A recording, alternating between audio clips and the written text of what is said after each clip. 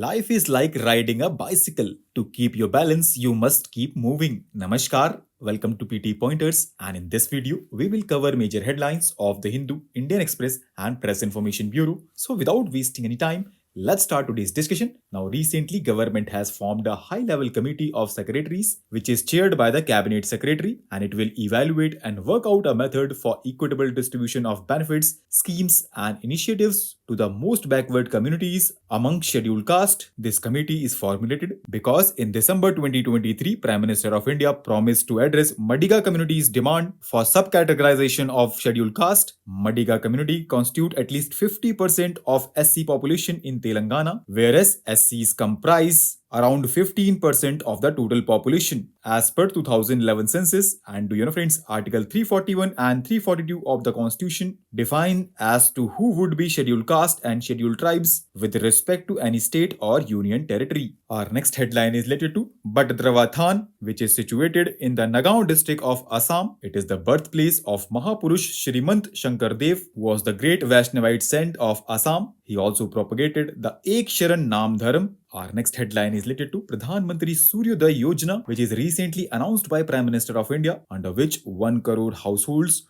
will get rooftop solar. This will reduce the electricity bill of the poor, and it will also make India self-reliant in the field of energy. And do you know, friends, India stands 5th in solar PV deployment across the globe at the end of 2022, and solar power installed capacity has reached around 70.10 gigawatt as on June 2023. Our next headline is related to Kamki elephants. Kamki is a term used in India for trained captive Asian elephants, which are used in operations to trap wild elephants. Our next headline is related to International Financial Services Center Authority, which has been established in 2020, and it is headquartered at GIFT City in Gandhinagar, which is in Gujarat. And do you know, friends, it is a unified authority for the development and regulation of financial products, financial services, and financial institutions in the International Financial Services Center in India. And recently, government has expanded the scope of activities that can be undertaken at the International Financial Services Center by including services such as bookkeeping and accounting. Now, recently, researchers have tested the antibacterial properties of tetrahydrocannabinol against Staphylococcus aureus, which is the bacteria responsible for the second most number of deaths due to antimicrobial resistance worldwide. And do you know, friends, antimicrobial resistance is a major health concern worldwide.